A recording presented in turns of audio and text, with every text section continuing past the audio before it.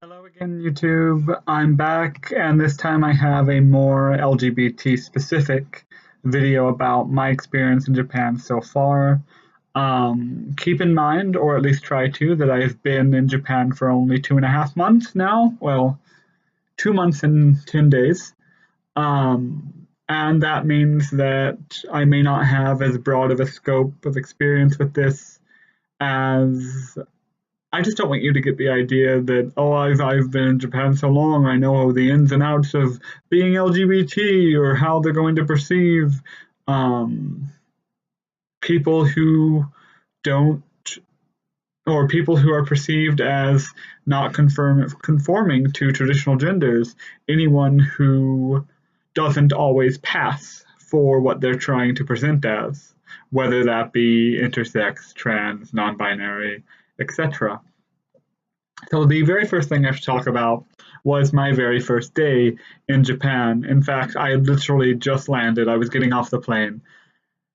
And this airport worker was helping me with my bags and telling me where to go. She didn't speak English very well, but keep in mind that for the Japanese, for the majority of them, any English is good English. Most of them don't speak a word of it. Which sort of surprised me. I figured it would at least be as prevalent as Spanish is in America. Like, I know that all Japanese take English classes starting in middle school, but that doesn't mean that they will be able to say a word. Anyway, this airport lady, she would talk to me and she had my bags and she was like, right this way, sir. Go through this gate, sir. Are you okay, sir? And having not been misgendered at that point for the entire flight or having any problem at all at the airport, it kind of threw me off. Plus, I was probably exhausted. I had just been on a plane for like a day. Anyway, she wasn't reacting to my discomfort as others have when things like that happen. So I took out the Japanese ID that I had just gotten like 10 minutes before. And I know, and even back then I knew the kanji for female. And so I pointed to it and I showed her and I said, no, not sir, I am female. And she looks at the ID and she gets a really confused expression and she goes, okay, sir. And I'm, no, not sir. And I point to the symbol again. And I tried, eventually, I tried using Japanese. I told her, otoko janai, onna desu, which is very simply not a man, female, and pointed to the symbol. And she gets a really confused look on her face and says, yes, sir, you are a woman, sir. And that's when I realized that it's not that I wasn't passing or that she was still misgendering me, but it wasn't for the normal reasons. She just didn't have enough grasp on English to understand that sir was only used for males. And this wasn't the only time that specific error has happened. I usually, whenever I need drinks, because I tend to forget to buy them when I go to the big store, the department store, you just stop by the 7-Eleven. 7-Eleven is huge here, not size-wise, but it's very popular and they're everywhere. And I was on my way to the 7-Eleven, and this guy stops me. He's Philippine, and well, first he tries to speak to me in Japanese. And at that point, I had been in Japan for about a month. And so I didn't try to speak to him in English first, and I just told him, "Sumimasen, wakaranai," which is "I'm sorry, I don't understand." And he says, "Oh," and he tries to speak to me in English, and he explains that he's a professor from the Philippines. I don't know if it was a scam or not. He was asking for donations for children in the Philippines who I guess were homeless. I don't have the exact details, but for one, I only had like $2 on me. Well, no, I think I had like $4 on me because I was actually buying dinner that day, but it was for my dinner and it was why I was specifically going to 7-Eleven. Plus, I was kind of weary that this was a scam. Anyway, through the course of the conversation, I remember less about specifically what he said because it just didn't throw me off as much, even though it was the first time I got misgendered in like a month. He also just ended almost every sentence with "sir," and it was just, "Sir, could you please?" Or I told him how I've been to the Philippines, and we talked about that for a little bit. And he was like, "Oh, did you enjoy yourself, sir?" And I just, I, I can't get mad at, I can't get mad at people who, or at least I find it very hard to get mad at people who don't understand that they're doing wrong. Um, it's just, it doesn't sit right in my head. But moving on from that, because I honestly, the first time I found it funny after the fact, like once I realized what was going on. The second time I was just like, oh, I actually thought when I get my computer, I should probably um, talk about this because it's something that I could definitely see someone who happened to be in Japan for other reasons, wasn't coming to learn Japanese and knew a bit less and couldn't talk to them in Japanese to figure out some things. Or they might end up in a situation like me where there's, "Yes, sir, you are a woman, sir." That's just, it's just so weird, and I don't know. Anyway, next story.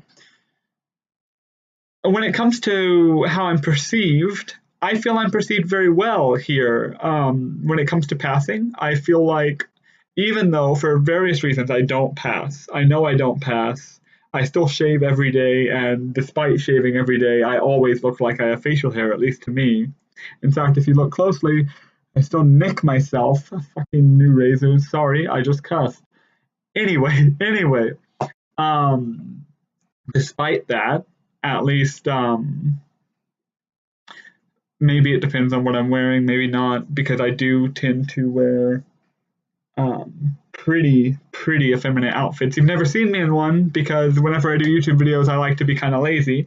Right now, I'm in my pajamas, but I, like you could see, I've got two dresses hanging up right back there, and a skirt, and like most of my wardrobe is super feminine, like way feminine. Especially before coming to Japan, I actually wear a lot more pants now that I'm in Japan, just because it's easier, and the fact that the temperature is just insane here. It varies so much, but this isn't about Japan. This is about transition and passing and perceptions.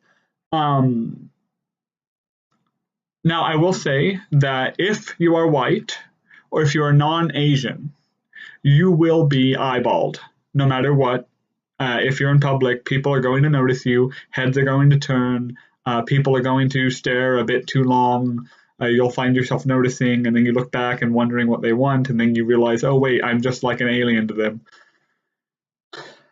On top of that, when it comes to trans-specific stuff, I've got two stories.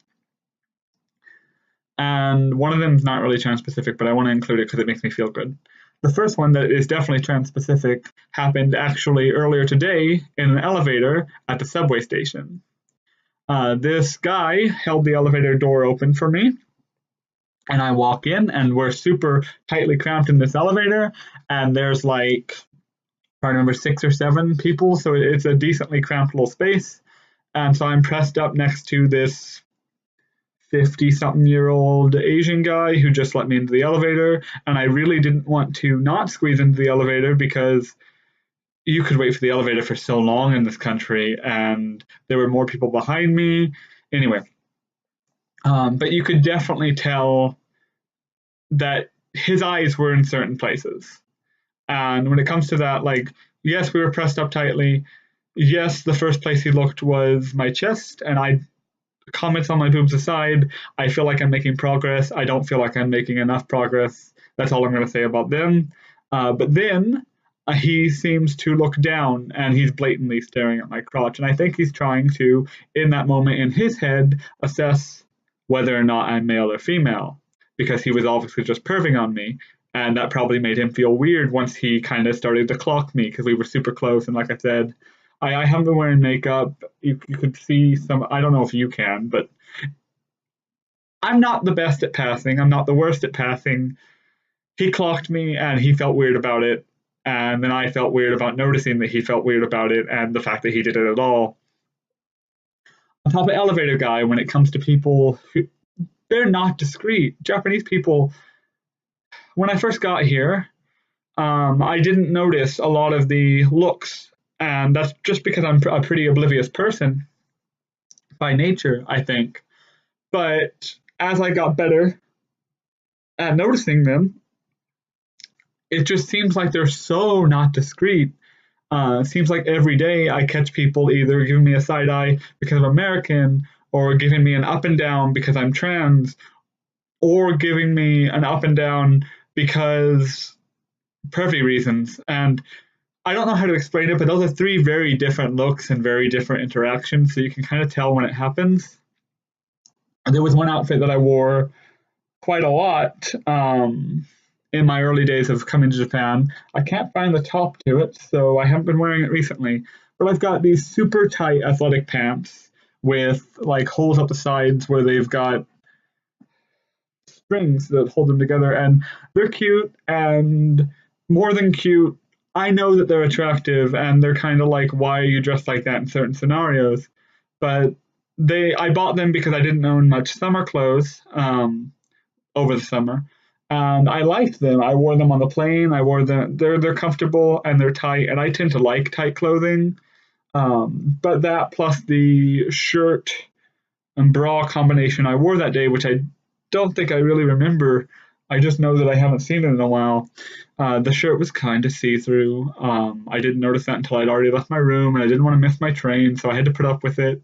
But these two guys on the train, they definitely like gave me these slow and obvious like cartoon up and down where they're like, and it wasn't like what the other guy did where he was blatantly staring at certain areas or trying to assess whether or not it was male or female. This was something that struck me weirdly, and I believe it's the first time that I actually noticed, aside from the two times I've been catcalled, that people were noticing me for other reasons, new reasons, and reasons that you don't notice guys for, or at least that guys don't notice guys for typically. I'll say typically because LGBT. And I mean, I was embarrassed. I was flattered. I didn't talk to them. I didn't confront them. I was at the time I was literally texting my girlfriend Tish, and so I told her right away, and I was a little giddy about it. And I don't think any person can blame a trans person for being giddy about that. That's something that is toxic masculinity and a problem according to feminism, but it's also a really flattering sign of passing, especially when you're someone like me who worries about that so much. That being said, I've had a few other situations where that's happened, and people have done like the slow up and down. I have maybe it's something like if they're trying to clock you, they do the really fast up and down, and they try not to be noticed. But the slow up and down is kind of weird, and is it weird that I want to say not unwelcome?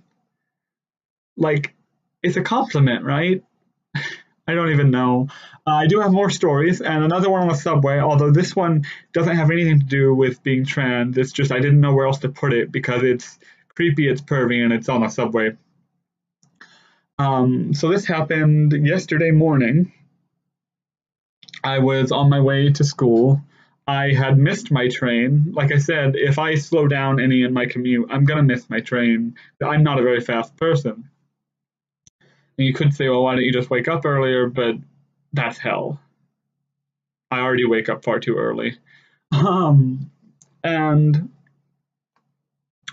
what happened was the train was super packed. It was the 9 a.m. train to the station right in front of my university, and I had never taken a 9 a.m. train. I always took the 8:50, and the 9 a.m. train was just so packed. And I was standing and holding on to one of those rail things, and really tightly between this girl on my right and this guy on my left. And the guy on my left is who's the topic of this story. So over the course of the train ride, which is only like a 2-minute train ride, but I was on like the 9 a.m. train a few minutes early. So like for 5, 6, 7 minutes this was going on. The guy, if you've played Minecraft or know of it, you'll know the noise that the Minecraft villagers make, like a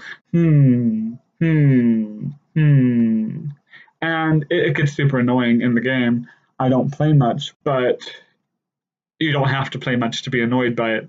Well, he kept making that noise, and we were super tightly together, and I'm tall. I don't like it, but I am. And he wasn't as tall as me and on his phone, so I didn't mean to eavesdrop, but his phone was there. And after I did, I tried not to look at it, but he was just scrolling through pornographic pictures of Asian women and just making this noise. Oh, And I'm never going to be able to hear Minecraft villagers the same way. It's always going to be in a pervy pleasure noise now. And it was super creepy and weird. And I was just like, okay, don't draw attention that you've noticed, and don't look over there again, and really just try to be normal. So that was creepy. The next thing, a big thing over in America, but to my knowledge, if I've ever been clocked while using the restroom in Japan, it's never been a problem. And that was the whole thing, the restrooms in Japan and everything in Japan. The Japanese don't seem to ever really treat me as a male, which is leagues better than in America. No one bats an eye when I go into the restroom ever. Whenever anything like that happens, I've gone clothing shopping twice since coming here. In America, if I go to the women's section in Walmart, I feel weird. Every once in a while, I'll get looked at, usually by either a parent or the creepy old dudes. And when I say creepy old dudes this time, I don't mean like the old perverts in Japan. I mean like the rednecks in their 40s who wear ball caps with beer brands in Walmart, and that kind of person. And it just makes me uncomfortable. But shopping in Japan, there's no looks, there's no question, there's no hesitation on the people's faces. I'll go into the dressing room to try things on. Nothing's said. No one acts weird. And it's good. It's a really good thing. So when it comes to treating a trans person well in regards to gender roles, Japan's on top of it.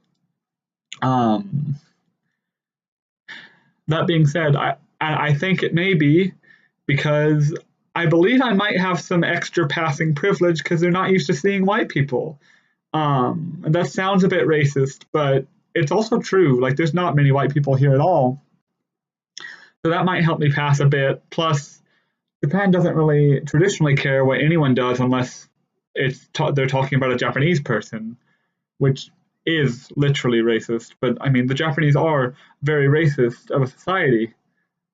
That's a whole nother thing. Next, and the worst example of the opposite of what I was just talking about is, at my last story, happened a week or two into my trip here. I was walking back from the department store where I do my grocery shopping, and there was this guy.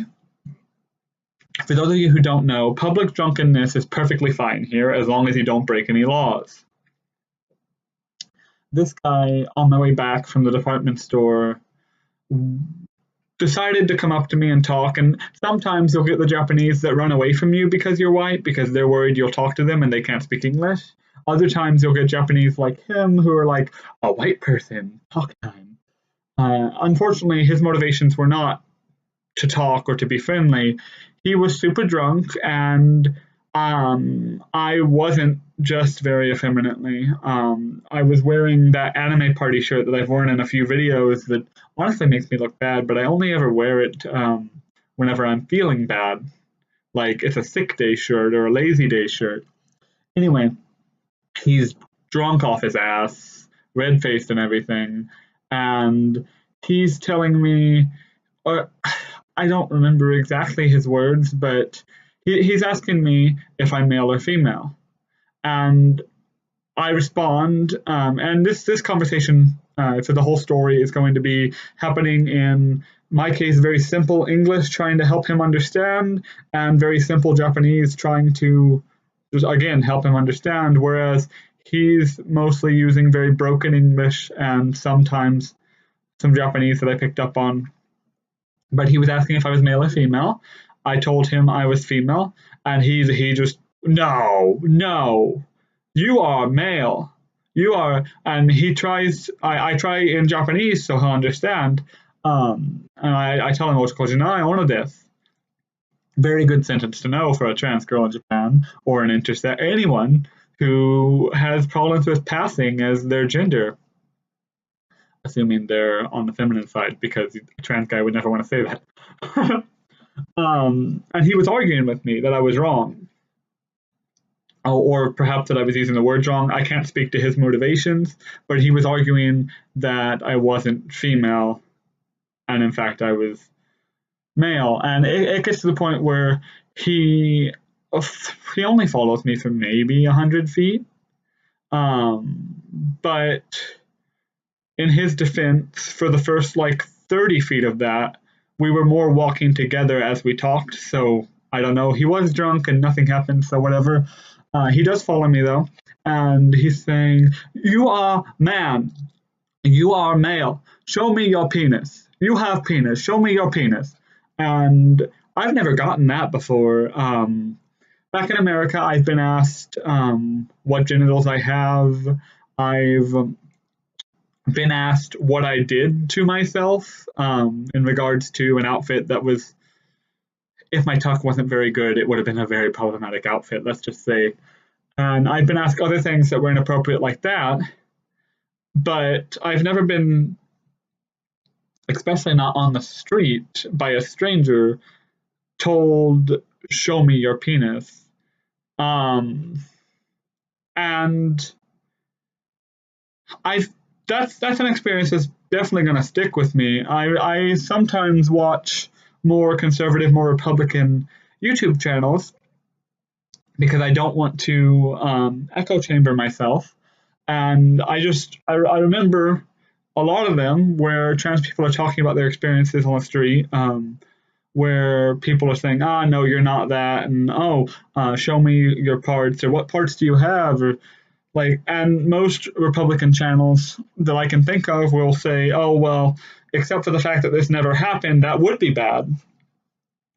And I never really doubted that these stories happened, but it's a different thing altogether for them to happen to you. Um, it was really, really strange.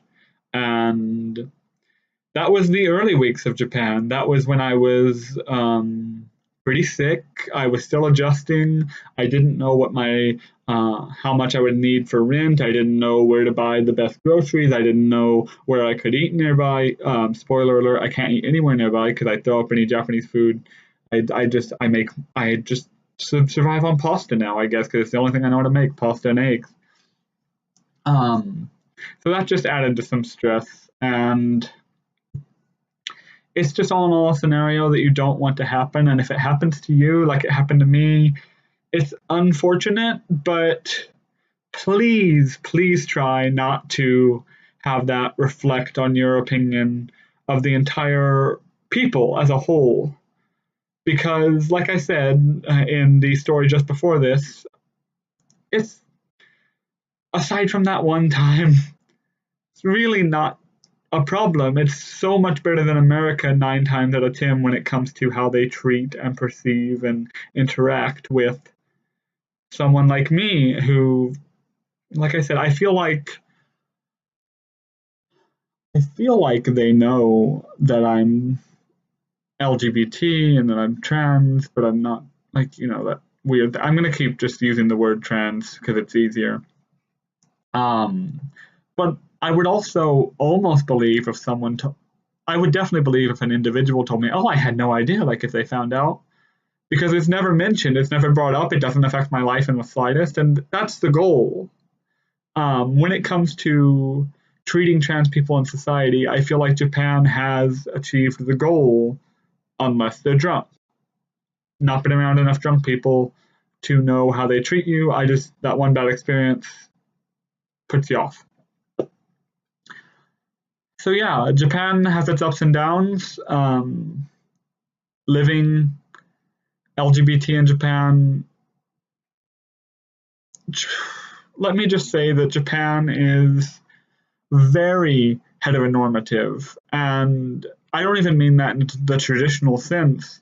They're not just heteronormative, they're so homogenous of a society that even things that are common to be different, they're going to assume they're not.